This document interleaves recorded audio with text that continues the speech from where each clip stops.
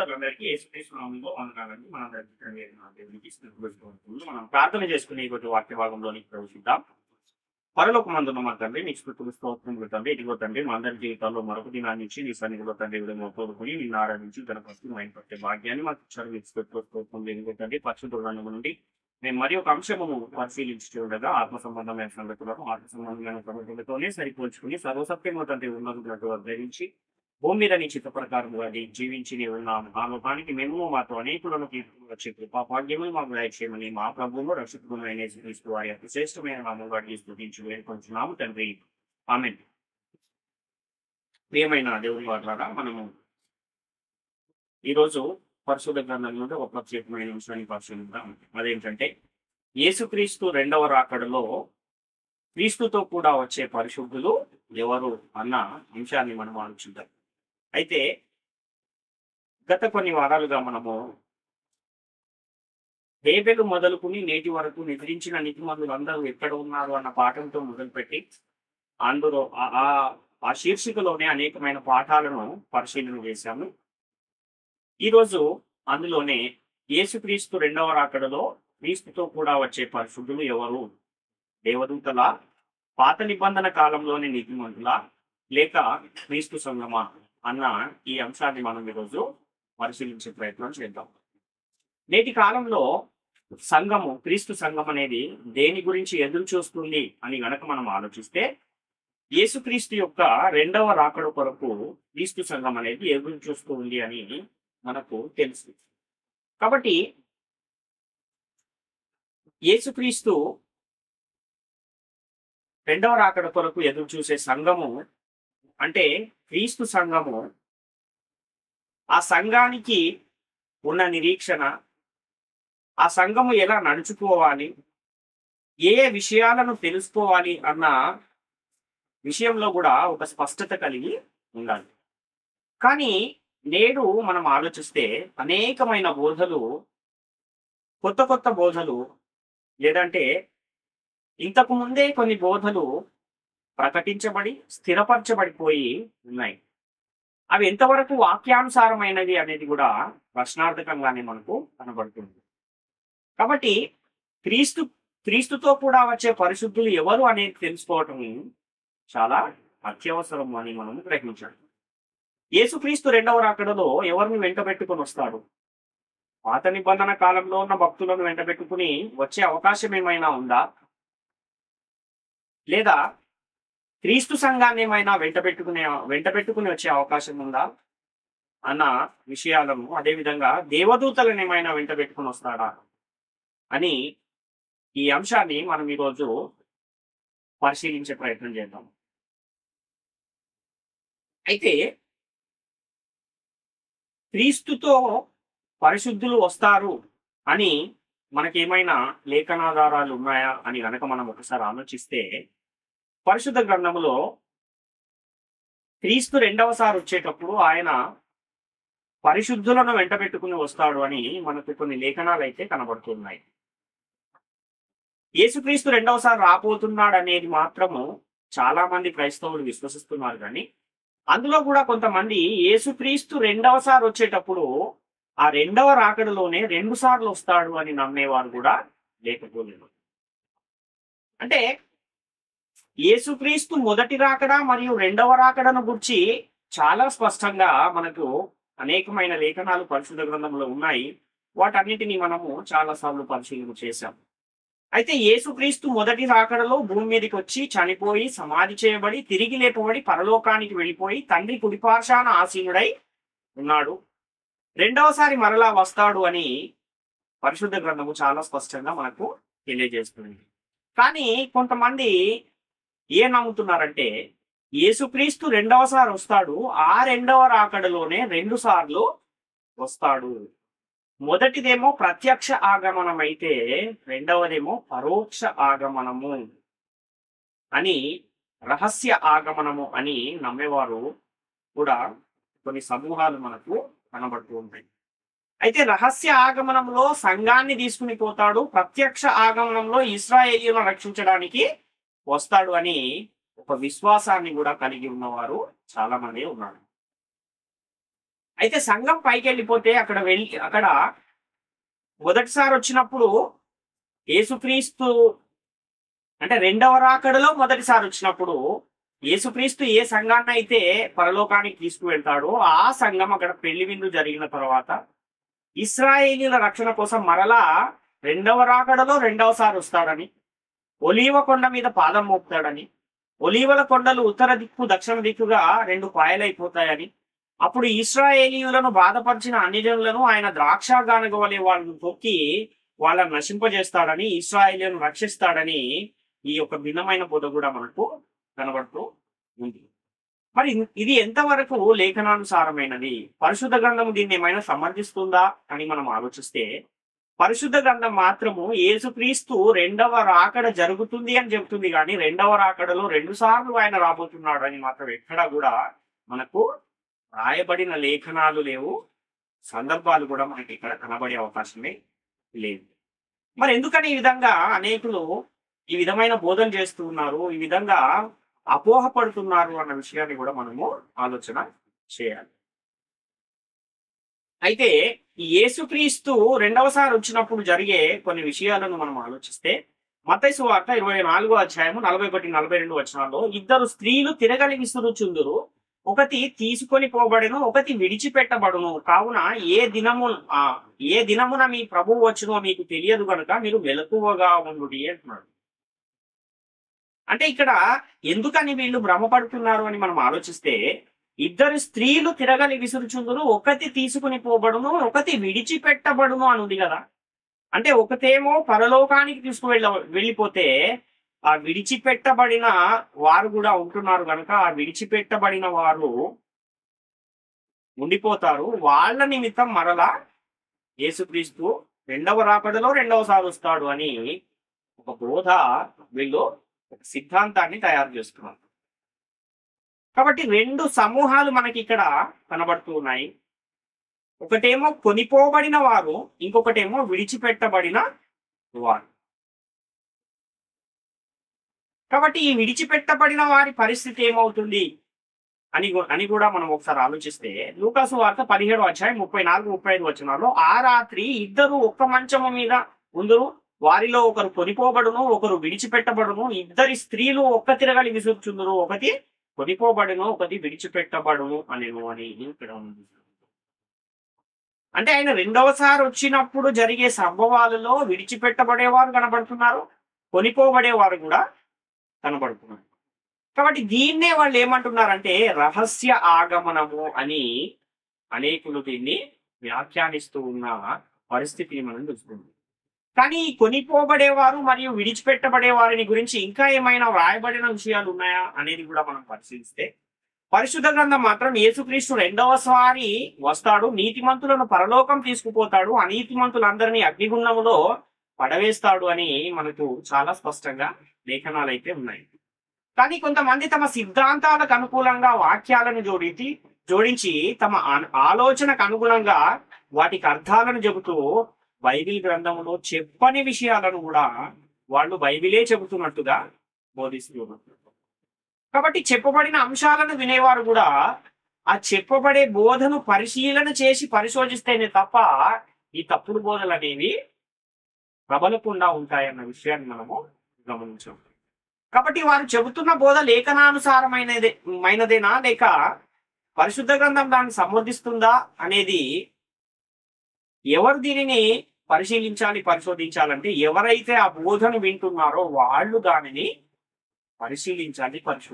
ఎందుకంటే ప్రకటించేవారు పరిశీలన చేయకయే దాన్ని ప్రకటిస్తున్నారు. ఎందుకంటే వాళ్ళు ఎక్కడో విన్న బోధను విన్నదాన్ని విన్నట్టుగా దాన్నే ప్రకటిస్తూ ఉన్నారు. ఇది ఎప్పటి నుంచి ఈ విధంగా ప్రకటించబడుతూ ఉంది అని అంటే, మొదటి శతాబ్ద కాలం నుంచి అదే ఆ విధంగా ఒకరి నుంచి ఒకరికి వచ్చి ఈ రోజు మనమున్న ఈ కాలానికి కూడా అది వచ్చేసింది. ఎందుకని ఇది జరిగింది అని అంటే, ఆ లేఖనాలను పరిశీలన చేయకుండా పరిశోధించకుండా అది పరిశుద్ధ గ్రంథం ఆ విధంగానే దాన్ని బోధిస్తుందా అన్న విషయం మీద కూడా అవగాహన లేకుండా ఈ బోధలు చేయడం వలన ఈ విధమైన బోధలు అనేకము వచ్చేసాయి. అయితే ఆ విధంగా వచ్చిన సిద్ధాంతాలని సమర్థించడానికి ఇంకొక సిద్ధాంతం, ఆ సిద్ధాంతాన్ని సమర్థించడానికి ఇంకొక సిద్ధాంతం, ఈ విధంగా అనేకమైన తప్పుడు సిద్ధాంతాలు పుట్టుకొచ్చాయి అన్న విషయాన్ని కూడా మనము గమనించాలి. కాబట్టి యేసుక్రీస్తు రెండవసారి వచ్చినప్పుడు అసలు ఏమేం జరుగుతాయి? ఒకరేమో విడిచిపెట్టబడితే, ఇంకొకరేమో కొనిపోబడితే, ఆ తర్వాత కూడా ఇంకా ఏమైనా జరిగే విషయాలు ఉన్నాయా అని కూడా మనం ఆలోచిస్తే, 2 పేతురు పత్రిక 3వ అధ్యాయం 10వ వచనంలో, అయితే ప్రభువు దినము దొంగ వచ్చినట్లు వచ్చును, ఆ దినమున ఆకాశములు మహాధ్వనితో గతించిపోవును, పంచభూతములు మికటమైన వేండ్రముతో లయమైపోవును, భూమియు దాని మీదనున్న కృత్యములను కాలిపోవును అని ఇక్కడ మనం చూస్తాం.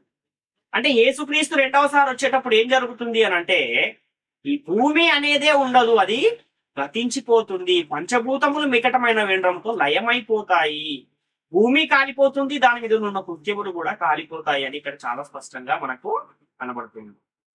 మరి భూమే లేనప్పుడు, దాని మీద కృత్యాలన్నీ కాలిపోయినప్పుడు ఈ విడిచిపెట్టబడిన వారు ఎక్కడ ఉంటారు అన్న ఆలోచన కూడా చేయకుండా, లేదు లేదు, యేసుక్రీస్తు యొక్క రెండవ రాకడలో 2 సార్లు ఆయన వస్తాడు అన్న ఒక సిద్ధాంతాన్ని ప్రతిపాదించేసి దాన్ని అనేకులకు బోధించేసిన సందర్భాన్ని మనం చూస్తున్నాం. మత్తయి సువార్త 13వ అధ్యాయం 36 నుంచి 43 వచనాల వరకు కూడా మనం ఆలోచిస్తే, అప్పుడు ఆయన జన సమూహములను పంపివేసి ఇంటిలోనికి వెళ్ళగా ఆయన శిష్యులు ఆయన యుద్ధకు వచ్చి, పొలములోని గురుగులను గూర్చిన ఉపమాన భావం మాకు తెలియజెప్పుమనిరి. అందుకు ఆయన ఇట్లా, నేను మంచి విత్తనము విత్తువాడు మనుష్య కుమారుడు, పొలము లోకము, మంచి విత్తనములు రాజ్య సంబంధులు, గురుగులు దుష్టుని సంబంధులు, వాటిని విత్తిన శత్రువు అపవాది, కోత యుగ సమాప్తి, కోత కోయువారు దేవదూతలు, గురుగులు ఎలాగూ కూర్చబడి అగ్నిలో కాల్చి వేయబడును, అలాగే యుగ సమాప్తి యందును జరుగును. మనుష్య కుమారుడు తన దూతలను పంపును, వారు ఆయన రాజ్యములో నుండి ఆటంకములకు సకలమైన వాటిని దుర్నీతి పరులను సమకూర్చి అగ్నిగుండములో పడవేయుదురు, అక్కడ ఏడ్పును పండ్లు కొరుకుటయును ఉండును. అప్పుడు నీతిమంతులు తమ తండ్రి రాజ్యములో సూర్యుని వలె తేజరిల్లుదురు. చెవులు గలవాడు వినుగాక అని యేసుక్రీస్తు తన శిష్యులతో ఆయన చెప్పిన ఉపమానానికి భావాన్ని వారికి తెలియజేస్తున్న సందర్భాన్ని మనం ఇక్కడ చూస్తున్నాం. అంటే ఆయన రెండవసారి వచ్చినప్పుడు ఏమేం జరుగుతాయి అని అంటే, ఇక్కడ విడిచిపెట్టబడేవారు కూడా ఉన్నారు, కొనిపోబడేవారు కూడా ఉన్నారు. కానీ విడిచిపెట్టబడే వారిని ఏం చేస్తాడు అని మనం ఆలోచిస్తే, ఈ దేవదూతలు వారందరినీ అంటే ఆటంకములకు సకలమైన వాటిని దుర్నీతి పరులను సమకూర్చి అగ్నిగుండములో పడవేయుదురు అని ఇక్కడ మనం చూస్తున్నాం. అంటే వీళ్ళని మరలా భూమి మీదనే ఉంచి ఇంకొకసారి మరలా యేసుక్రీస్తు రాడు. కానీ ఈ మిగిలిపోయిన వారిని అందరినీ, దుర్నీతి పరులందరినీ, అనీతిమంతులందరినీ పోగు చేసి అగ్నిగుండములో పడవేసే పరిస్థితి అక్కడ మనకు కనబడుతుంది. కాబట్టి ఇంత స్పష్టంగా మనకు లేఖనాలు కనబడుతూ ఉన్నా కూడా తాము చేసిన బోధను బలపరచడానికి ఇంకా ఏదైనా దొరుకుతుందా అని అనేకమైన లేఖనాలను, అది ఆ విధంగా ఆ భావాన్ని ఇచ్చేటట్టుగా లేకపోయినా సరే తమ ఆలోచనలను ఆ లేఖనంపై రుద్ది దానికి వక్ర భాష్యాన్ని చెబుతూ ఈరోజు అనేకమైన తప్పుడు బోధలను చెబుతున్న పరిస్థితిని మనం చూస్తున్నాం.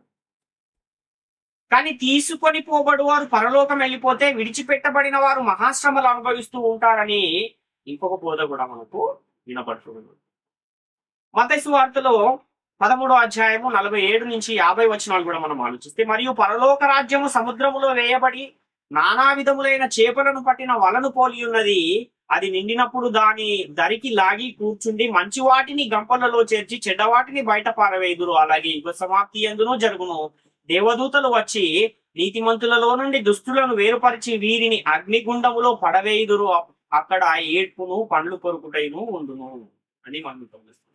ఎక్కడా కూడా ఈ విడిచిపెట్టబడిన వారిని భూమి మీదనే విడిచిపెట్టి వెళతారు, మరలా యేసుక్రీస్తు ఇంకొకసారి వస్తాడు అని ఎక్కడా కూడా మనకు లేఖనాధారం అయితే కనబడటం లేదు.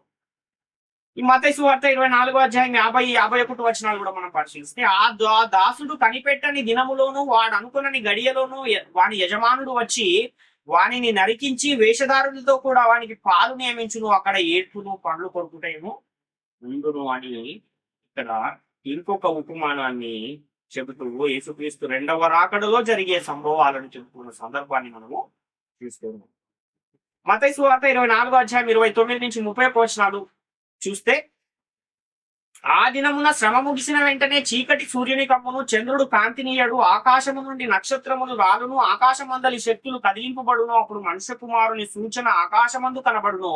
అప్పుడు మనుష్య కుమారుడు ప్రభావముతోను మహామహిమతోను ఆకాశ మేఘారూఢుడై వచ్చుట చూచి భూమి మీద ఉన్న సకల గోత్రముల వారు రొమ్ము కొట్టుకుందరు. మరియు ఆయన గొప్ప పూలతో తన దూతలను పంపును. వారు ఆకాశము యొక్క ఈ చివర నుండి ఆ చివర వరకు నలుదిక్కుల నుండి ఆయన ఏర్పరచుకొనిన వారిని పోగు చేతురు.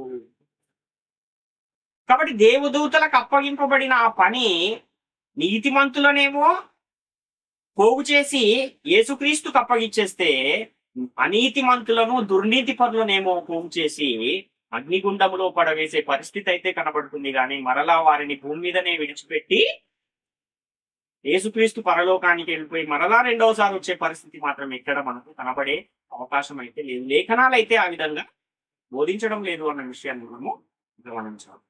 కొరింథీయులకు రాసిన మొదటి పత్రిక 15వ అధ్యాయము 20 నుంచి 24 వచనాలు కూడా మనం పరిశీలిస్తే, ఇప్పుడైతే నిద్రించిన వారిలో ప్రథమ ఫలముగా క్రీస్తు మృతులలో నుండి లేపబడి ఉన్నాడు. మనుషుని ద్వారా మరణము వచ్చెను గనుక మనుషుని ద్వారానే మృతుల పునరుత్థానమును కలిగెను. ఆదామునందు అందరూ ఎలాగు మృతి పొందుచున్నారో అలాగుననే క్రీస్తునందు అందరూ బ్రతికింపబడుదురు. ప్రతి వాడును తన తన వరుసలోనే బ్రతికింపబడును. ప్రథమ ఫలము క్రీస్తు, తర్వాత క్రీస్తు వచ్చినప్పుడు ఆయన వారు బ్రతికింపబడుదురు. అటు తర్వాత ఆయన సమస్తమైన ఆధిపత్యమును, సమస్తమైన అధికారమును, బలమును కొట్టివేసి తన తండ్రి అయిన దేవునికి రాజ్యమును అప్పగించును. అప్పుడు అంతము వచ్చును. ఈ విధంగా యేసుక్రీస్తు రెండవ రాకడను గూర్చిన లేఖనాలను ఎన్ని పరిశీలించినా సరే అన్ని కూడా యేసుక్రీస్తు రాజ్యాన్ని తండ్రికి అప్పగించేస్తాడు. ఆ మిగిలిన అనీతిమంతులందరూ కూడా అగ్నిగుండంలో పడవేయబడతారు అనే మనకు కనబడుతుంది తప్ప వారిని విడిచిపెట్టి వెళ్ళిపోయి మరలా ఇంకొకసారి యేసుక్రీస్తు వస్తాడు అన్నట్టుగానంటే మనకి ఇక్కడ లేఖనాలు అయితే కనబడుతుంది. మొదటి దశలోనిక పత్రిక 4వ అధ్యాయము 16-17 వచనాలు కూడా మనం పరిశీలిస్తే, ఆర్భాటముతోనూ ప్రధాన దూత శబ్దముతోనూ దేవుని బూరతోనూ పరలోకము నుండి ప్రభువు దిగి వచ్చును. క్రీస్తునందుండి మృతులైన వారు మొదట లేతురు. ఆ మీదట సజీవులమై నిలిచి ఉండు మనము వారితో కూడా ఏకముగా ప్రభువుని ఎదుర్కొనుటకు ఆకాశ మండలమునకు మేఘముల మీద కొనిపోబడుము. కాగా మనము సదాకాలము ప్రభువుతో కూడా ఉందుము అని ఇక్కడ. అంటే యేసుక్రీస్తు వచ్చినప్పుడు ఆయన ఎక్కడికి వస్తాడు అని అంటే, ఆయన భూమి మీదకి రాడు గాని భూమి ఉన్న లోకానికి వస్తాడు. ఆకాశ మండలములో ఆయన ఉంటాడు. దేవదూతలు భూమి మీదకి వచ్చి అనీతిమంతులను నీతిమంతులను పోగు చేసి, నీతిమంతులనేమో మేఘముల మీద యేసుక్రీస్తు యొద్దకు తీసుకువెళ్లి యేసుకు అప్పగించేసి, మంతులందరినీ తీసుకువెళ్లి అగ్నిలో పడవేస్తారు అని మనకి ఇక్కడ చాలా స్పష్టమైన లేఖనాలు అయితే కనబడుతున్నాయి. కానీ ఎక్కడ కూడా యేసుక్రీస్తు ఒకసారి ఏమో సంఘాన్ని రక్షించడానికి వస్తాడు, మరొకసారి ఏమో ఇశ్రాయేలీయులను రక్షించడానికి వస్తారు అన్నట్టుగానైతే మనకి ఇక్కడ ఒక్క ఆధారం కూడా కనబడే దాఖలాలు అయితే లేవు. అయితే యేసుక్రీస్తు నందున్న వారు మొదట లేతురు అని వ్రాయబడిన దానిని, అలాగే క్రీస్తు వచ్చినప్పుడు ఆయన వారు బ్రతికింపబడుదురు అని వ్రాయబడిన ఆ సందర్భాలను కూడా మనం గమనిస్తే, ఎవరి క్రీస్తునందుండి మృతులైన వారు, ఎవరి క్రీస్తు వారు అని కూడా మనం ఒకసారి ఆలోచన చేయగలిగితే, దీనికి కూడా కొంతమంది ఎవరైతే క్రీస్తు మరణించి సమాధి చేయబడి తిరిగి లేపబడి పరలోకానికి వెళ్లి తండ్రి కుడిపార్శాన ఆసీనుడయ్యాడని, యేసుక్రీస్తు ప్రభు అని నమ్మి యేసుక్రీస్తును నామమందు విశ్వాసం ఉంచి యేసుక్రీస్తు నామంలో బాప్తిస్మం ఎవరైతే పొంది రక్షింపబడుతున్నారో వారు ఈ క్రీస్తునందుండి మృతులైన వారు అని బోధిస్తూ ఉన్నారో, ఆ విధంగా నమ్మేవారు కూడా ఉన్నారు. అంటే యేసుక్రీస్తు మరణ సమాధి పునరుత్థానము తర్వాత పరిశుద్ధాత్మని బోధను అపోస్తలుల చేత ప్రకటింపగా విని విశ్వసించి నమ్మి రక్షణ పొందిన వారు మాత్రమే క్రీస్తునందుండి మృతులైన వారు అని కూడా చాలా మంది అనుకుంటున్నారు. కానీ పాత నిబంధన కాలంలో ఉన్న నీతిమంతులందరూ వాళ్ళెలా క్రీస్తులో నిద్రించిన వారు అవుతారు? అప్పటికి యేసుక్రీస్తే లేడు కదా అనే ఒక అపోహ కూడా కనబడుతుంది. కాబట్టి దీన్ని సమర్థించడానికి, అంటే వాళ్ళు చేసిన ఒక బోధను సమర్థించడానికి ఏం చేస్తున్నారంటే ఇంకొక సిద్ధాంతాన్ని దానికి జోడిస్తూ ఈ విధంగా అనేకమైన లేఖనాలను, అనేకమైన తప్పుడు బోధలను ప్రకటింపజేసేసిన పరిస్థితిని మనం చూస్తున్నాం. కాబట్టి ఈ యేసుక్రీస్తు చనిపోయి సమాధి చేయబడి తిరిగి లేచిన తర్వాత పరదేశుకు వెళ్ళిపోయాడు కదా. ఆ పరదేశుకు ఆత్మరూపిగానే వెళ్ళి అక్కడ కూడా బోధ చేసి అక్కడ ఉన్న వారందరికీ బోధ చేశాడు. ఆ బోధ చేసిన తర్వాత ఆ పరదేశు అనే చెరను చెరగా కొనిపోయి మూడవ ఆకాశంలో లేదా పరలోకంలో పెట్టేశాడు అని ఇంకొక సిద్ధాంతాన్ని కూడా స్థిరపరిచేశాడు. కాబట్టి పరలోకానికి యేసుక్రీస్తు ద్వారా తీసుకుపోబడిన ఆ భక్తులనే యేసుక్రీస్తు రెండవ రాకడలో తనతో వెంటబెట్టుకుని వస్తాడు అని దానికి అనుకూలమైన ఇంకొక సిద్ధాంతాన్ని కూడా ప్రతిపాదించాడు. అంటే ఒక అబద్ధాన్ని ఎవరైనా చెప్పినప్పుడు ఆ అబద్ధాన్ని కప్పిపుచ్చుకోవడానికి దానికి జోడుగా ఇంకా అనేకమైన అబద్ధాలు ఏ విధంగానైతే ఆడాల్సి వస్తుందో, ఏ విధంగానైతే చెప్పాల్సి వస్తుందో, అదే విధంగా వారు ప్రకటించిన ఒక అంశాన్ని అది కరెక్టే అని చెప్పడానికి, అది సరైనదే అని చెప్పడానికి దానికి అనేకమైన ఇంకా కొన్ని అంశాలను కూడా తయారు చేసుకుని వాటిని కూడా ప్రకటింపజేస్తూ ఈరోజు అలాంటి బోధలు అనేకము ప్రకటించిన పరిస్థితులను మనము చూస్తూ ఉన్నాం. అంటే ఒక విషయాన్ని చెప్పడానికి ఒక సిద్ధాంతం వస్తే దాన్ని సమర్థించడానికి ఇంకో సిద్ధాంతం, దాన్ని సమర్థించడానికి ఇంకో సిద్ధాంతం, ఈ విధంగా అనేకమైన తప్పుడు బోధలు పరిశుద్ధ గ్రంథం ఒప్పుకోకపోయినా, అవి లేఖనానుసారముగా లేకపోయినా కూడా వినేవారు పరిశీలన చేయనంత వరకు కూడా అవి అలాగే స్థిరపరచబడిపోతూ ఉంటాయి. కాబట్టి విడిచిపెట్టబడతారు అనగానే ఇక్కడే ఉండిపోతారు అనుకుంటున్నారు. అంటే ఈ విడిచిపెట్టబడిన వారు ఉన్నారు కనుక వాళ్ళు ఎక్కడుంటారు, విడిచిపెట్టబడ్డారు కాబట్టి వాళ్ళు భూమి మీదనే ఉండిపోతారు అని అనుకుంటున్నారు. కానీ యేసుక్రీస్తు రెండవసారి వచ్చినప్పుడు ఈ భూమే ఉంటుందా అని అంటే ఆ భూమి ఉండదు, అది లయమైపోతుంది, దాని మీద ఉన్న కృత్యములు కాలిపోతాయి, భూమి కూడా కాలిపోతుంది అని మనకు లేఖనాలు కనబడుతుంది. మరి విడిచిపెట్టబడిన వారు ఎక్కడికి వెళతారు అన్న ప్రశ్న కూడా మనం వేసుకుంటే, దేవదూతలు ఏం చేస్తూ ఉన్నారు, వాళ్ళకు అప్పగించబడిన రెండవ రాకడలో అప్పగించబడిన పని ఏమిటి అని అంటే నీతిమంతులైన వారిని పోగు చేస్తున్నారు, అనీతిమంతులైన వారిని కూడా పోగు చేస్తున్నారు. ఈ నీతిమంతులైన వారినేమో యేసుక్రీస్తుకు అప్పగిస్తే అనీతిమంతులైన వారిని, ఆటంకములైన వారిని అందరినీ కూడా సమకూర్చి ఏం చేస్తున్నారు, అగ్నిగుండములో పడవేస్తూ ఉన్నట్టుగా మనము అనేకమైన లేఖనాలను పరిశీలించాము. కాబట్టి ఈ యేసుక్రీస్తు రెండవసారి వచ్చినప్పుడు క్రీస్తుతో కూడా వచ్చే పరిశుద్ధులు ఎవరు? ఎవరైతే పరదేశులో వాళ్ళు చెబుతున్నట్టుగా పరదేశుని చెరగా కొనిపోయి ఆ మూడవ ఆకాశంలో పెట్టేశాడు కదా. పాత నిబంధన కాలము నుండి చనిపోయిన నీతిమంతులు అందరూ అక్కడ ఉన్నారు కాబట్టి వాళ్ళనే వెంట పెట్టుకుని వస్తాడా? వాళ్ళేనా యేసుతో వచ్చే పరిశుద్ధులు? లేకపోతే దేవదూతల, లేకపోతే క్రీస్తు సంగమా? ఈ విషయాన్ని మనం ఇప్పుడు పరిశీలించే ప్రయత్నము చేద్దాం.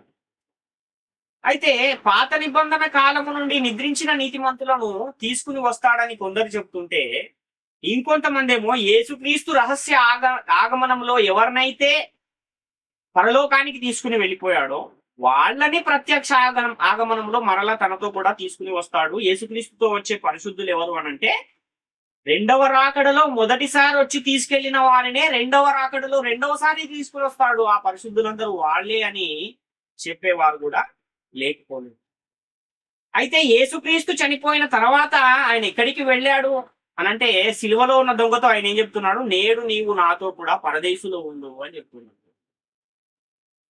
ఆ విధంగా పరదేశుకెళ్ళిన యేసుక్రీస్తు అక్కడ ఉన్న వారికి బోధ చేసి పరదేశును చెరగా కొనిపోయి మనుషుల కీవులను అనుగ్రహించాడు అని కూడా ఒక లేఖనం ఉంది. కాబట్టి అంటే ఆ చెరగా కొనిపోయిన చెర ఏదో కాదు, అది పరదేశే అని అనేకులు ఈరోజు భ్రమపడుతున్న పరిస్థితిని కూడా మనం చూస్తున్నాం.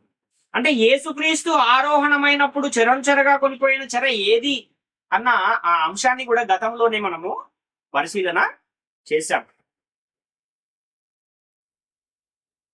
కాబట్టి యేసుక్రీస్తు ఆరోహణమైనప్పుడు చెరగా కొనిపోయిన చెర ఏదో తెలియని వాళ్ళు ఏమనుకుంటున్నారంటే అది పరదేశే అనుకుంటున్నారు. అంటే పరదేశు చెర ఎలా అవుతుంది? పరదేశు చెర అన్నట్టుగా ఎక్కడైనా ఒక లేఖనమైనా మనకు కనబడుతుందా అనంటే ఎక్కడా కూడా ఒక లేఖనాధారం మాత్రం పరదేశు చెర అన్నట్టుగా లేఖనం అయితే లేదు. మరి ఇంతకీ పరదేశులో ఎవరుంటారు, ఎవరు వెళతారు ఈ పరదేశుకు అని మనం ఆలోచిస్తే నిద్రించిన నీతిమంతులందరూ కూడా పరదేశుకు వెళ్ళిపోతున్నారు అని మనము చాలా స్పష్టంగా చూస్తున్నాం. కాబట్టి పరదేశు అనేది ఎలాంటి స్థలము అని అంటే అది దాచబడే స్థలము. నీతిమంతులను దేవుడు దాస్తూ ఉన్నాడు అక్కడ. వాళ్ళు అక్కడ ఏం చేస్తూ ఉన్నారు అని అంటే వాళ్ళు అక్కడ వెళ్ళి విశ్రమిస్తూ ఉన్నారు, నెమ్మది పొందుతూ ఉన్నారు అన్న విషయాన్ని మనము గమనించాలి. నీవు నన్ను పాతాళములో దాచిన ఎడల ఎంతో మేలు అని యోబు గారు యోబు గ్రంథం 14 అధ్యాయం 13 వచనంలో చెబుతుంటారు. కాబట్టి పరదేశు అనేది ఎక్కడుంది అన్న విషయాన్ని కూడా మనం ఆలోచిస్తే పాతాళ లోకములో పరదేశు అనేది ఉంది. ఆ పరదేశు అనేది భూమి యొక్క క్రింది భాగాలలో ఉంది కనుక యేసుక్రీస్తు కూడా నేడు నీవు నాతో కూడా పరదేశులో ఉండు అని దొంగతో చెప్పినప్పుడు ఆయన ఏం చేశాడంటే ఆయన ఆరోహణమైనప్పుడు చెరను చెరగా కొనిపోయాను అని ఆ ఎఫెసీ పత్రిక 4 అధ్యాయం 8 నుంచి 10 వచనాలలో ఉన్న ఆ లేఖనాన్ని మనం ఆలోచిస్తే ఆయన ఆరోహణమాయనగా భూమి యొక్క క్రింది భాగాలకు దిగనని అర్థం ఇచ్చుచున్నది కదా అని కూడా అక్కడ వ్రాయబడిన ఆ మాటను మనం ఆలోచిస్తే ఆయన ఆకాశపు అంచు వరకు ఆరోహణమైన తర్వాత ఆ ఆకాశపు భూమి యొక్క పొలిమేరను దాటిన తర్వాత ఆయన ఎక్కడికి వెళ్తున్నాడంటే భూమి యొక్క క్రింది భాగాలకు దిగి వెళ్ళి పరదేశులో ఉండి పరదేశం నుంచి మరలా వచ్చి పరలోకానికి వెళ్ళిపోయిన పరిస్థితిని మనము చూస్తూ ఉన్నాం. ఈ పాతాళ లోకములో ఉన్న ఆ పరదేశులో వెళ్ళిన వారు అక్కడ ఏం చేస్తున్నారు అన్న విషయాన్ని కూడా మనం ఒకసారి ఆలోచన చేయగలిగితే అబ్రహాము గారు ఆ పాతాళ లోకములోని ఉన్నప్పుడు ధనవంతుడు లాజరును గూర్చిన ఆ యథార్థ గాథను యేసుక్రీస్తు వారు గుర్తు చేస్తూ చెప్పిన ఒక మాటను మనం ఆలోచిస్తే లూకాసు వార్త 16 అధ్యాయం 25 వచనంలో అందుకు అబ్రహాము కుమారుడా నీవు నీ జీవిత కాలమందు నీకు ఇష్టమైనట్టు సుఖమును అనుభవించితివి, అలాగుననే లాజరు కష్టమును అనుభవించనని జ్ఞాపకము చేసుకొను. ఇప్పుడైతే వాడిక్కడ నెమ్మది పొందుచున్నాడు, నీవు యాతన పడుచున్నావు అంటున్నాడు. అంటే పరదేశ్ అంటే ఏంటి అంటే నెమ్మది పొందే స్థలము, దాచబడే స్థలం. అదే విధంగా ప్రకటన గ్రంథము 6 అధ్యాయం 9 నుంచి 11 వచనాలను కూడా మనం ఆలోచిస్తే ఆయన 5వ ముద్రను విప్పినప్పుడు దేవుని వాక్యము నిమిత్తమును తామిచ్చిన సాక్ష్యము నిమిత్తమును వధింపబడిన వారి ఆత్మలను బలిపీఠము క్రింద చుచ్చు తిని వారు నాథా సత్యస్వరూపి పరిశుద్ధుడా ఎందాక తీర్పు తీర్చకయు మా రక్తము నిమిత్తం భూనివాసులకు ప్రతిదండన చేయకయు ఉండు అని బిగ్గరగా కేకలు వేసిరి. తెల్లని వస్త్రము వారిలో ప్రతి వానికి ఇయ్యబడెను, మరియు వారి వలనే చంపబడబో వారి సహదాసుల యొక్కయు సహోదరుల యొక్కయు లెక్క పూర్తి వరకు ఇంకా కొంచెము కాలము విశ్రమింపవలెనని వారితో చెప్పబడెను. ఇక్కడ కూడా బలిపీఠము క్రింద అని అంటే బలిపీఠం ఎక్కడుంది? భూమి మీద ఉంది బలిపీఠం. అంటే పాత నిబంధన కాలంలో ఈ భక్తులందరూ బలిచ్చిన బలిపీఠమైన యేసుక్రీస్తు బలైపోయిన బలిపీఠమైన ఎక్కడంటే భూమి మీద. అంటే బలిపీఠం క్రింద అంటే భూమి క్రింద ఈ యేసుక్రీస్తు యొక్క శిష్యుడైన యోహాను గారు చూస్తున్న ఆ దర్శనంలో ఆయనకు వధింపబడిన ఆత్మలు కనబడుతున్నాయి. ఆ వధింపబడిన ఆత్మలు అక్కడ ఏం చేస్తున్నారంటే విశ్రమిస్తున్నారు. అంటే ఈ విశ్రమించే స్థలమే భూమి క్రిందనున్న పాతాళ లోకములోని పరదేశు అన్న విషయాన్ని మనం ఇక్కడ గమనించాలి.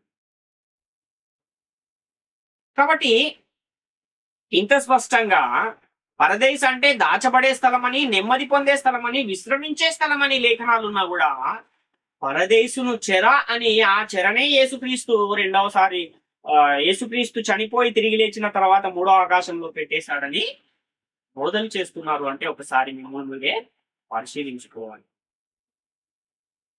అంటే ఎందుకని ఈ విధమైన బోధలు వచ్చాయి అని అంటే స్వపరిశీలన లేనందువలన. అంటే ప్రకటించేవారు కూడా పరిశీలన చేయక, అదే విధంగా వినేవారు కూడా దాన్ని పరిశీలించక విన్నది విన్నట్టుగా మరలా ఇంకొకరికి ప్రకటిస్తూ వెళ్ళిపోవడం వలన ఈ విధమైన బోధలు అనేవి వచ్చేసాయి అనే విషయాన్ని మనము గమనించాలి. కాబట్టి భూమి మీద యేసుక్రీస్తు భూమి మీద తనకు అప్పగింపబడిన పనిని గూర్చిన ప్రవచనాలు గాని లేఖనాలు గాని మనకు చాలా కనబడతాయి. కానీ పరదేశుకు వెళ్ళి అక్కడ కూడా ఆయన చేయవలసిన పని ఉంది అన్నట్టుగా ఎక్కడా కూడా లేఖనాలు అయితే లేవు.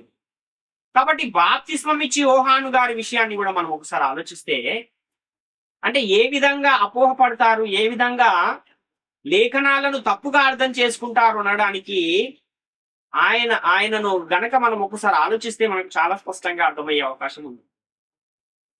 ఎందుకంటే యేసుక్రీస్తును గూర్చిన ఒక ప్రవచనము యెషయా గ్రంథము 61వ అధ్యాయంలో 1-3 వచనాల్లో ఉంది. యెహోవా ఆత్మ నా మీదకి వచ్చి ఉన్నది, దీనులకు సువార్తమానం ప్రకటించుటకు, యెహోవా నన్ను అభిషేకించను, నలిగిన హృదయము గల వారిని దృఢపరచుటకును, చెరలోనున్న వారికి విడుదలను, బంధింపబడిన వారికి విముక్తిని ప్రకటించుటకును, యెహోవా హితవత్సరమును మన దేవుని ప్రతిదండన దినమును ప్రకటించుటకును, దుఃఖాక్రాంతులందరినీ ఓదార్చుటకును ఆయన నన్ను పంపి ఉన్నాడని ఉంది. ఆయన నన్ను పంపి ఉన్నాడు అని ఈ ప్రవచనము మనకు యెషయా గ్రంథము 61వ అధ్యాయం 1-3 వచనాల్లో కనబడుతుంది. కాబట్టి ఇక్కడ చెరలో బంధింపబడిన వారిని విడిపిస్తాడు అన్న ఒక మాట ఉంది. కాబట్టి అప్పటికే ఈ బాప్తిస్మం ఇచ్చే యోహాను గారు ఆయనకు అప్పగింపబడిన పనిని విడిచిపెట్టి అప్పగింపబడని దానిని ఒక దానిని ప్రకటించడం వలన హేరోదు గారు తీసుకెళ్ళి ఆయన్ని ఎక్కడ పెట్టారు? చెరసాలలో పెట్టారు. కాబట్టి నేను ఇంకా చెరసాలలో ఉన్నాను, మరి లేఖనమేమో ప్రవచనమేమో బంధింపబడిన వారిని చెరలో నుండి విడిపిస్తాడు యేసుక్రీస్తు వచ్చినవాడు అని ఏమో లేఖనం ఉంది, ఇంకా ఈయనేమో నా దగ్గర రావట్లేదు, మరి ఇదేంటి, ఇంతకీ ఆ దేవుని కుమారుడు ఈ యేసుక్రీస్తేనా, రాబోవాడు ఈయనేనా కాదా అని ఒక సందేహాన్ని ఆయన వెలిబుచ్చి తన శిష్యులను యేసుక్రీస్తు యొద్దకు పంపించి, రాబోవాడవు నీవేనా, మేము ఇంకా ఎవరి కొరకైనా అనిపెట్టాలా అని అడగడానికి శిష్యులను పంపించాడు. అంటే ఈయనే పుట్టినది మొదలుకుని పరిశుద్ధాత్మతో నిండుకొనిన వాడైన బాప్తిస్మం ఇచ్చి యోహానుగానే పొరపడినప్పుడు, మరి నేడున్న కాలంలో పొరపడేవారు కూడా పొరపడే అవకాశం ఉందా లేదా అనంటే ఉంది. కానీ ఎప్పుడైతే అది ఆత్మ సంబంధమైన సంగతి ఇంకొక ఆత్మ సంబంధమైన సంగతితో సరిపోల్చుకున్నప్పుడు సరిపోతుంది అంటేనే అప్పుడు దానిని ఒక సిద్ధాంతంగా ప్రతిపాదించాలి. కానీ అది ఆ ఆత్మ సంబంధమైన సంగతి ఇంకొక ఆత్మ సంబంధమైన సంగతి లేకపోయినా ప్రకృతి సంబంధమైన సంగతితో దీన్ని సరిపోల్చి ఒకవేళ బోధిస్తే గనక అది తప్పుడు సిద్ధాంతమే అవుతుంది, కానీ అది సరైన సిద్ధాంతము కాదు అన్న విషయాన్ని మనము గమనించాలి. ఇది ఎక్కడ నెరవేరింది అనంటే లూకా సువార్త 4వ అధ్యాయం 17-21 వచనాలలో యేసుక్రీస్తుకు ఒక గ్రంథం యెషయా గ్రంథం ఇవ్వబడినప్పుడు ఇదే చోటు 61వ అధ్యాయం ఉన్న ఆ చోట ఆయనకు దొరికినప్పుడు దానిని చదివి నేడు మీ వినికిడిలో ఇది నెరవేరినది అని యేసుక్రీస్తు వారు చెప్పిన సందర్భాన్ని మనము లూకా సువార్త 4వ అధ్యాయం 17-21 వచనంలో చూస్తున్నాం. కాబట్టి ఇంతకీ యేసుక్రీస్తు చెరలోనున్న వారికి విడుదలను, బంధింపబడిన వారికి విముక్తిని ప్రకటించుటకు అంటే చెరసాల నుండి, అంటే జైళ్లలో చెరసాలలో వేసిన వారిని విడిపించడానికి వచ్చాడు ఆయన? కాదు కదా. యేసుక్రీస్తు వచ్చింది ఎందుకు అంటే ధర్మశాస్త్రము వలన పాపం అనే చెరలో ఎవరైతే బంధింపబడుతున్నారో వారిని విడిపించడానికి ఈ లోకానికి వచ్చాడు. గలతీ పత్రిక 3వ అధ్యాయం 22-23 వచనాలు మనం ఆలోచిస్తే, యేసుక్రీస్తు నందలి విశ్వాస మూలముగా కలిగిన వాగ్దానము విశ్వసించు వారికి అనుగ్రహింపబడినట్లు లేఖనము అందరినీ పాపములో బంధించను, విశ్వాసము వెల్లడి కాకమునుపు ఇక ముందుకు బయలుపరచబడబో విశ్వాసము అవలంబింపవలసిన వారముగా చెరలో ఉంచబడినట్లు మనము ధర్మశాస్త్రమునకు లోనైన వారిమైతిమి అంటున్నాడు. అంటే లేఖనము అందరినీ పాపములో బంధించనంటే అప్పటికీ ఉన్న లేఖనమేది? ధర్మశాస్త్రం. కాబట్టి ఈ ధర్మశాస్త్రం అనేది ఎలాంటిది అంటే చెరలో ఉంచబడినట్టు ధర్మశాస్త్రానికి లోనైన వారి మైతిమి అంటున్నాడంటే ఈ ధర్మశాస్త్రం అనేది ఒక చెరగా ఆ కాలములో ఉంది. 1 కొరింథీ పత్రిక 15వ అధ్యాయం 55-56 వచనాలు కూడా మనం ఆలోచిస్తే, ఓ మరణమా నీ విజయం ఎక్కడ, ఓ మరణమా నీ ముళ్ళు ఎక్కడ, మరణపు ముళ్ళు పాపము, పాపమునకున్న బలము ధర్మశాస్త్రమే అని ఇక్కడ. కాబట్టి ఈ విధంగా పాపమునకు బలమైన ధర్మశాస్త్రాన్ని, పాపమనే చెరలో అనేకులను బంధిస్తున్న ఆ ధర్మశాస్త్రాన్ని, ఆ చెరగా ఉన్న ఆ ధర్మశాస్త్రాన్ని యేసుక్రీస్తు శిలువలో కొట్టివేసి ధర్మశాస్త్రం అనే ఆ చెరను చెరగా ఆయన కొనిపోయాడు తప్ప పరదేశును చెరలు చెరగా కొనిపోయాడు అని అర్థం ఇచ్చేటట్టుగా అది లేదు అన్న విషయాన్ని మనం ఇక్కడ చాలా స్పష్టంగా గమనించండి.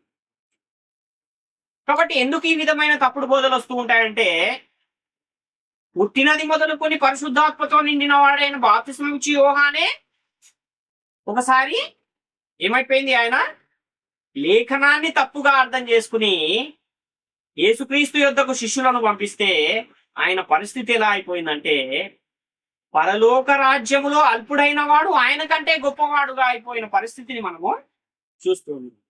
మరి నేటి కాలంలో తప్పుడు బోధలు అంటే లేఖనానుసారం కాని బోధలను ప్రకటిస్తున్న వారు కూడా ఒకసారి తమను తాము పరిశీలించుకోవాలి. కాబట్టి అసలు క్రీస్తుతో కూడా వచ్చే పరిశుద్ధులు ఎవరు అన్న ఈ అంశాన్ని కూడా మనం ఆలోచిస్తే, తెస్సలోనికైలకు రాసిన మొదటి పత్రిక 3వ అధ్యాయం 12-13 వచనంలో, మరియు మన ప్రభు అయిన యేసు తన పరిశుద్ధులందరితో వచ్చినప్పుడు మన తండ్రి అయిన దేవుని ఎదుట మీ హృదయములను పరిశుద్ధత విషయమై అనింద్యమైనవిగా ఆయన స్థిరపరచుటకై మేము మీ ఎడల ఎలాగూ ప్రేమలో అభివృద్ధి పొంది వర్ధిల్లుచున్నామో అలాగే మీరును ఒకని ఎడల ఒకడును మనుషులందరి ఎడలను ప్రేమలో అభివృద్ధి పొంది వర్ధిల్లునట్లు ప్రభువు దయ చేయును గాక అంటున్నారు.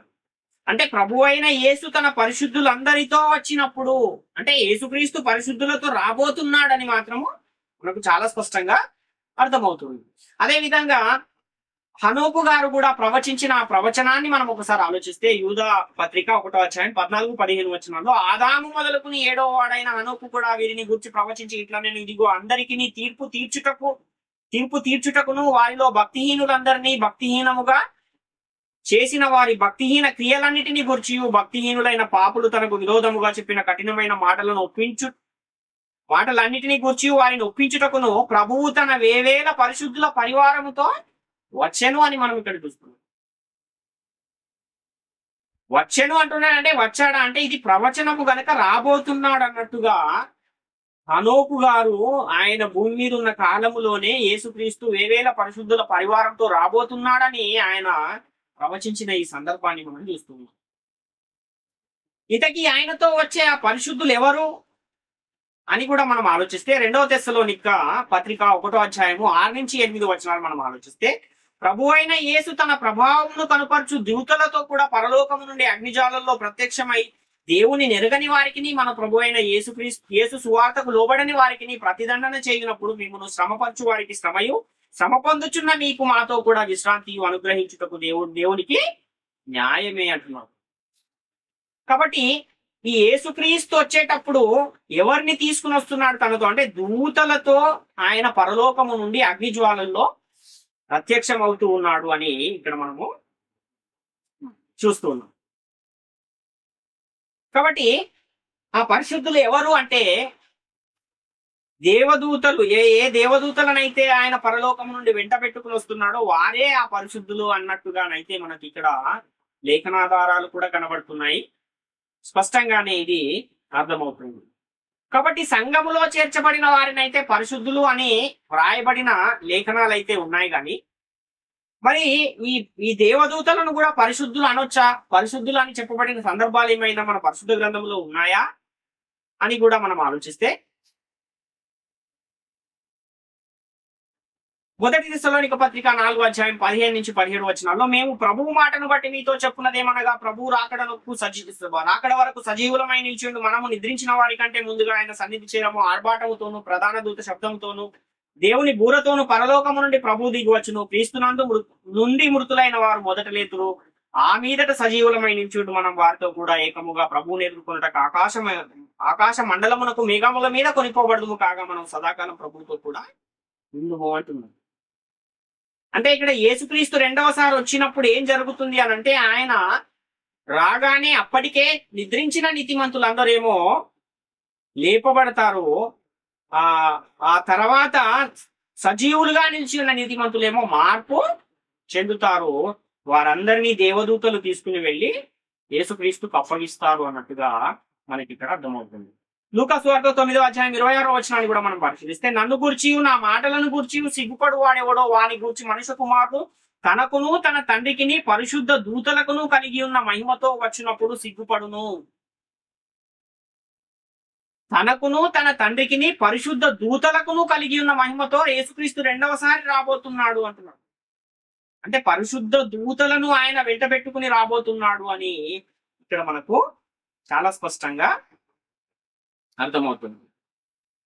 అదే విధంగా మత్తయి సువార్త 25వ అధ్యాయం 31వ వచనాన్ని కూడా మనం పరిశీలిస్తే, తన మహిమతో మనుష్య కుమారుడును ఆయనతో కూడా సమస్త దూతలను వచ్చినప్పుడు ఆయన తన మహిమ గల సింహాసనము మీద ఆసీనుడయ్యుండును. కాబట్టి యేసుక్రీస్తుతో వచ్చి వారు ఎవరంటే దేవదూతలు. ఆ దేవదూతలు ఎలాంటి వారు అంటే పరిశుద్ధ దూతలు అన్నది మనకి ఇక్కడ చాలా స్పష్టంగా అర్థమవుతుంది.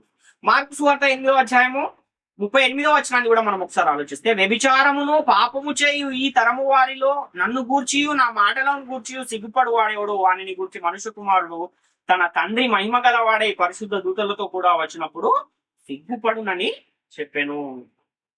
కాబట్టి క్రీస్తు రెండవ రాకడలో క్రీస్తుతో కూడా వచ్చే పరిశుద్ధులు ఎవరు అని అంటే దేవదూతలే అని మనకు చాలా స్పష్టంగా అర్థమవుతుంది.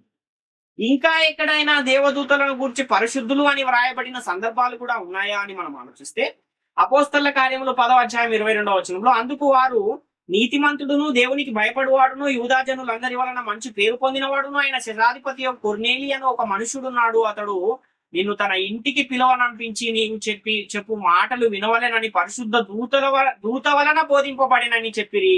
అప్పుడు అతడు వారిని లోపలికి పిలిచి ఆతిథ్యం ఇచ్చాను. ఈ పరిశుద్ధ దూత వలన ఎవరు బోధింపబడ్డారు? కొర్నేలి. అంటే దూతలు ఎలాంటి వారు అంటే పరిశుద్ధులు అని మనకు అర్థమవుతుంది. అదే విధంగా కీర్తన గ్రంథం 89వ అధ్యాయం 7వ వచనాన్ని కూడా మనం ఆలోచిస్తే, పరిశుద్ధ దూతల సభలో ఆయన మిక్కిలి భీకరుడు, తన చుట్టూనున్న వారందరికంటే భయంకరుడు. దూతలు ఎలాంటి వారంటే పరిశుద్ధ దూతలు. ఆ పరిశుద్ధ దూతలకు ఒక సభ కూడా మనకు పరలోకములో కనబడుతుంది. కీర్తన గ్రంథం 89వ అధ్యాయం 5వ వచనాన్ని కూడా మనం పరిశీలిస్తే, యెహోవా ఆకాశ వైశాల్యముని ఆశ్చర్య కార్యములను స్తుతించుచున్నది, పరిశుద్ధ దూతల సమాజములో నీ విశ్వాస్యతను బట్టి నీకు స్తుతులు కలుగుచున్నవి. పరిశుద్ధ దూతల సమాజం ఒకటి ఉంది. అంటే దూతలు ఎలా కనబడుతున్నారు? పరిశుద్ధులుగా మనకి ఇక్కడ కనబడుతూ ఉన్న పరిస్థితిని మనము చూస్తూ ఉన్నాం.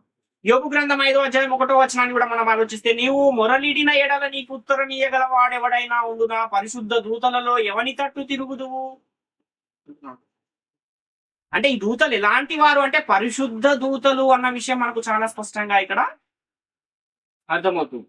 ప్రకటన గ్రంథము 14వ అధ్యాయం 10వ వచనాన్ని కూడా మనం పరిశీలిస్తే, ఏమీ కలపబడకుండా దేవుని ఉగ్రత పాత్రలో పోయబడిన దేవుని కోపము అను మద్యమును వాడు త్రాగును, పరిశుద్ధ దూతల ఎదుటను గొర్రెపిల్ల ఎదుటను అగ్నిగంధకముల చేత వాడు బాధింపబడును.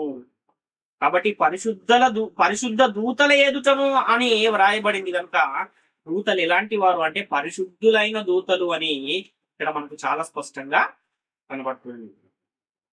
అదేవిధంగా మార్కు సువార్త 8:38 కానివ్వండి, లూకా సువార్త 9:26 కానివ్వండి, అదేవిధంగా మత్తయి సువార్త 25:31 కానివ్వండి, ఇక్కడ కూడా యేసుక్రీస్తు తన వెంట తీసుకువచ్చే దూతలు ఎలాంటి వారు అంటే పరిశుద్ధ దూతలు అని కూడా ఇక్కడ చాలా స్పష్టంగా మనకు కనబడుతుంది. కాబట్టి యేసుక్రీస్తుతో కూడా వచ్చే ఈ పరిశుద్ధులు ఎవరు అని అంటే దేవదూతలే అని చాలా స్పష్టంగా కనబడుతుంది. కానీ పాత నిబంధన కాలంలో నిద్రించిన నీతిమంతులని ఎక్కడా ఒక లేఖనాధారం కూడా మనకు కనబడలేదు. మరియు క్రీస్తు సంఘములో ఉన్నవారు మొదటి రాకడలో యేసుక్రీస్తు వచ్చి తీసుకువెడతాడు అన్న బోధ ఏదైతే ఉందో ఆ బోధలో తీసుకుని వెళ్ళి పరలోకములో ఉంచిన వారిని మరలా ఇంకోసారి తీసుకుని వస్తాడు అన్నట్టుగా కూడా మనకి ఎక్కడ ఒక్క లేఖనం కూడా కనబడలేదు. కాబట్టి ఎందుకని ఈ విధమైన బోధలు వచ్చేసాయి అనంటే పరిశోధన పరిశీలన లేకనే ఇలాంటి బోధలు అనేకము నేటి వరకు వచ్చాయి, ఇంకా కూడా భవిష్యత్తులో రావచ్చు. కాబట్టి మొదటి శతాబ్దంలోనే యేసుక్రీస్తు వారే ఆయన ప్రకటిస్తూ ఉన్న సందర్భంలో ఆయన ఏం చెప్పాడంటే, మీరేమి వినుచున్నారో జాగ్రత్తగా చూచుకొనుడి అని చెప్పాడు యేసుక్రీస్తు. ఎందుకంటే అప్పటికే వినే బోధ ఏమైపోయింది, అంతి అయిపోయింది. కలిపి చెరపబడిపోయిన సందర్భాలు మొదటి శతాబ్దం నుంచే ప్రారంభమైపోయాయి. నేటికి అవి ఇంకా ఎక్కువ అయిపోయాయి.